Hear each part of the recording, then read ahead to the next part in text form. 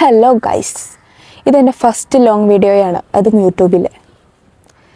റംസാൻ തുടങ്ങുന്നതിന് മുമ്പ് ഞാൻ വിചാരിച്ചു ഡേ 1 തൊട്ട് ഡേ 30 വരെ മുടങ്ങാതെ വീഡിയോ ഒക്കെ എടുക്കണമെന്ന്. പക്ഷെ നടന്നില്ല. കാരണം എനിക്കൊരു ബേബി ഉണ്ട്, അതൊന്നിനും സമ്മതിക്കില്ല. അതുകൊണ്ട് തന്നെ അവന് ഉറങ്ങുമ്പോൾ ഞാൻ വീഡിയോ എടുക്കോ അതുള്ള പണി തീർക്കാൻ നോക്കോ. പക്ഷെ അങ്ങനെ പോയാലും ശരിയാവില്ല എന്നെനിക്ക് മനസ്സിലായി. അതുകൊണ്ട് ഞാൻ ഇന്ന് രണ്ടും കൽപ്പിച്ച് വ്ളോഗ് എടുത്തു തുടങ്ങി. ഇന്നത്തെ വ്ളോഗ് നമുക്ക് കണ്ടാലോ? Let's go.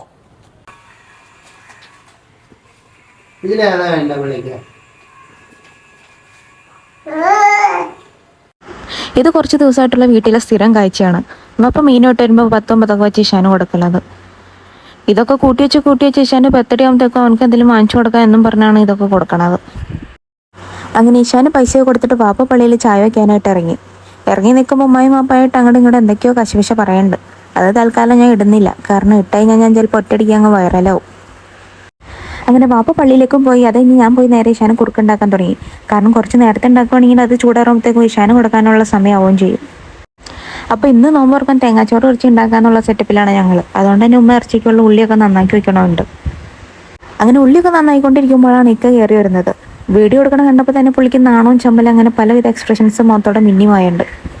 ഈ പൂച്ചനെ കണ്ടില്ലേ? ഈ പൂച്ചയ്ക്ക് എന്നെ ഇഷ്ടമല്ല, എനിക്ക് ആ പൂച്ചനെ ഇഷ്ടമല്ല. കാരണം ആ പൂച്ച എപ്പോഴും വീട്ടിൽ കയറും.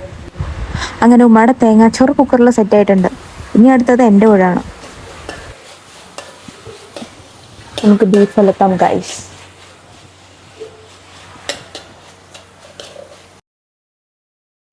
അങ്ങനെ ബീഫ് ഉലത്താനിട്ടിട്ട് ഞാൻ പോയി നേരെ നാരങ്ങളും ഉണ്ടാക്കാൻ തുടങ്ങി. കാരണം ഇനി കുറച്ച് സമയം കൂടി ഉള്ളൂ ബാങ്ക് വിളിക്കാൻ. ഇന്ന് പ്രത്യേകിച്ച് പണിയൊന്നും അധികം ഉണ്ടായില്ല. എന്നാലും എന്താണെന്നറിയില്ല, എല്ലാം ചെയ്ത് വന്നപ്പോൾ ലേറ്റായി പോയി. ബാങ്ക് വിളിക്കാറായതുകൊണ്ട് തന്നെ ഷാന് ഷോപ്പിൽ നിന്ന് നോമ്പ് തുറക്കാനായിട്ട് എത്തി. വന്നു കഴിയുമ്പോൾ എല്ലാത്തിലും ഒന്ന് ഇളക്കി വെച്ചില്ലെങ്കിൽ ഷാനക്കൊരു സമാധാനം ഉണ്ടാവില്ല.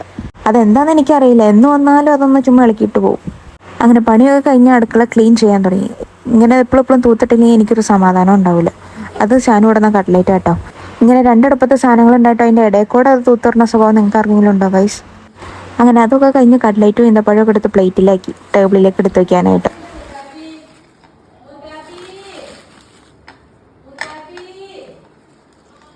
അങ്ങനെ ബാങ്ക് കൊടുക്കണ്ടോ എന്ന് നോക്കിയിരുന്ന ലാസ്റ്റ് ബാങ്ക് കൊടുത്തു. ഞങ്ങൾ നോമ്പും തുറന്നു. അപ്പോൾ ഇതാണ് എൻ്റെ ഇന്നത്തെ വ്ളോഗ്. ഇതിൽ ഒരുപാട് പോരായ്മകൾ ഉണ്ടെന്ന് എനിക്കറിയാം. അതൊക്കെ നിങ്ങൾ കമൻറ്റ് ചെയ്യുക, എന്നാലേ എനിക്ക് മാറ്റാൻ പറ്റുള്ളൂ. അപ്പോൾ ഓക്കെ, ബൈ.